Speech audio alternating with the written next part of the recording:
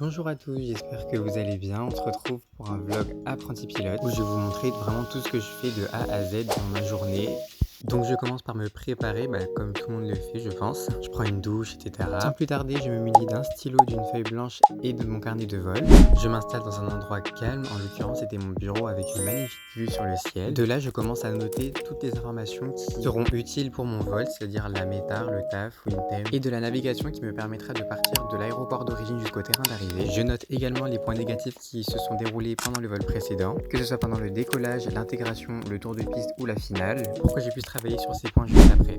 Ensuite, dans la continuité, je me fais un vol de A à Z dans ma tête, c'est-à-dire du démarrage des moteurs jusqu'à sur le parking du terrain d'arrivée. Comme ça, je visualise bien les fautes que j'aurais pu éviter pendant le vol justement avec mon instructeur. Je vous interromps 2 secondes juste pour répondre du coup à la FAQ que j'avais postée en story. La première question c'était d'où est venu ce projet pour ton avenir?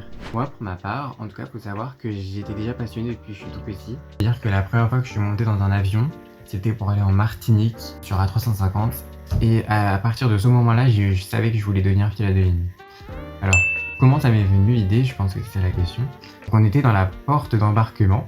Donc on voyait à chaque fois l'avion au loin et je me posais juste la question de comment en fait cette grosse machine pouvait voler.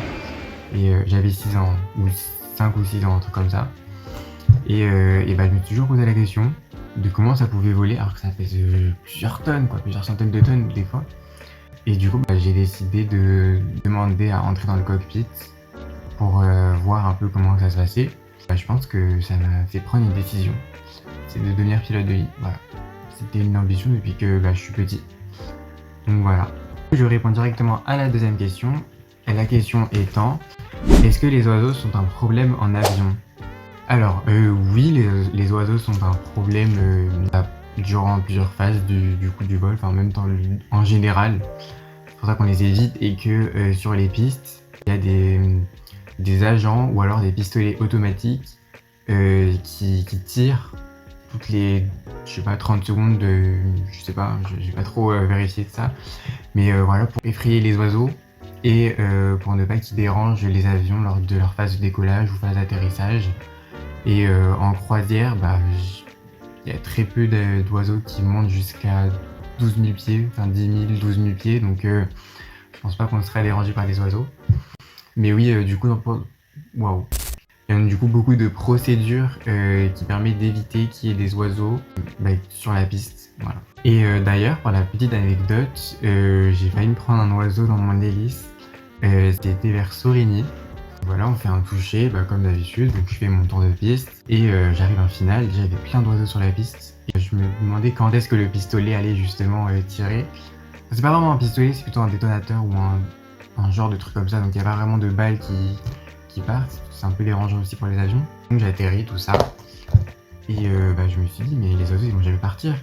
Et c'est là que heureusement il y a un avion qui a démarré du coup son moteur juste à côté et ça a fait fuir les oiseaux.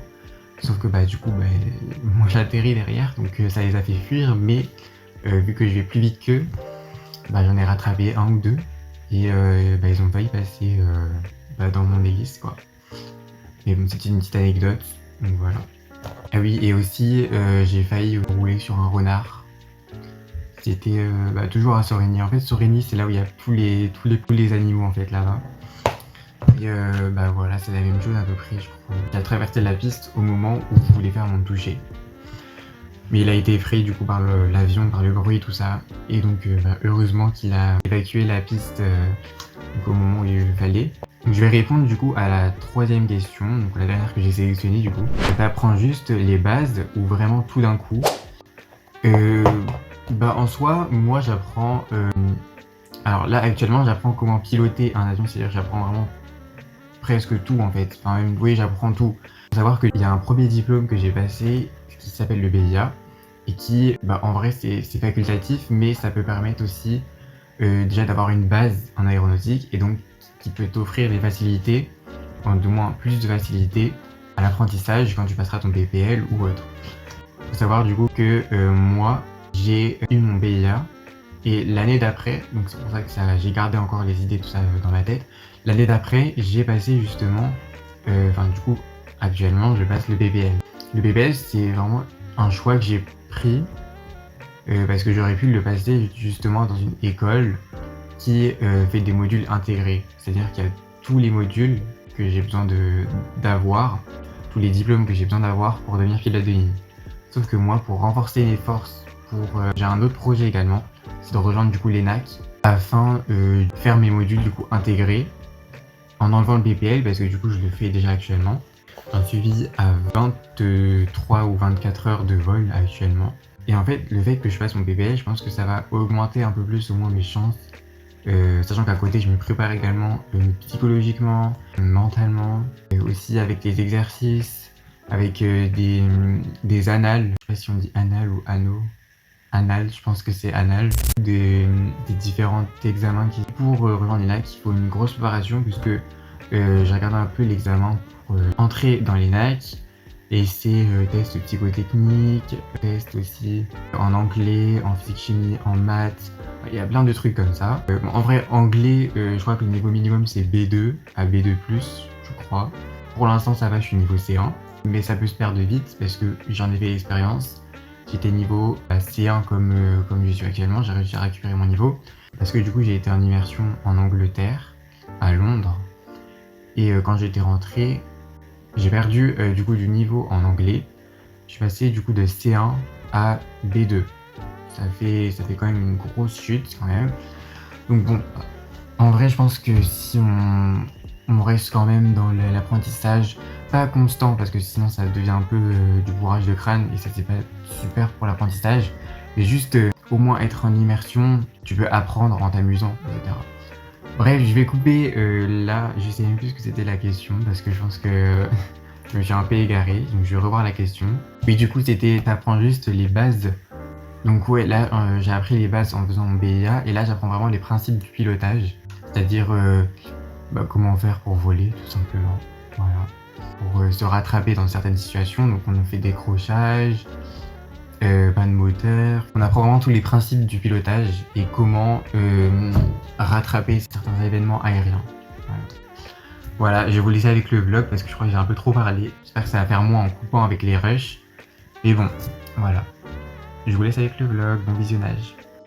Après avoir préparé mes affaires avec mon casque et les informations que j'avais préparées tout à l'heure, je me rends à l'aéroclub, donc je fais comme si j'allais à l'aéroport puisque mon aéroclub est situé juste à côté de l'aéroport de Tours. Une fois arrivé là-bas, je fais mon débriefing avec mon instructeur. J'ai pas pu filmer car je n'avais pas eu le temps, on faisait encadrement plus panne moteur et j'ai pas vraiment eu le temps de filmer ce vol. Mais bon, c'est pas grave, mon lâcher solo il est dans pas longtemps donc je vais vous filmer ça si je peux. Ensuite, toujours avec la même vue, je fais mon débriefing, c'est-à-dire tous les points négatifs qui auraient pu se passer pendant ce vol. Et ensuite, comme j'ai du temps, je fais une pause piano.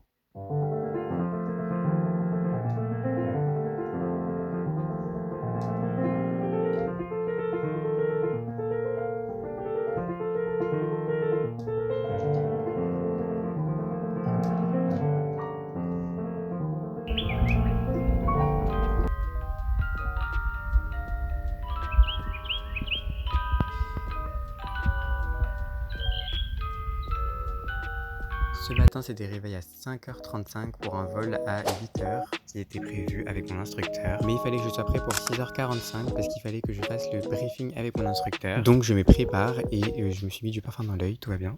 Donc je disais, je me prépare et je prépare également mes informations que j'avais préparées la veille, mais je vous ai pas filmé pour aller plus vite. Et comme je savais que j'allais faire 2 vols d'affilée, je les ai préparés en même temps que le premier vol.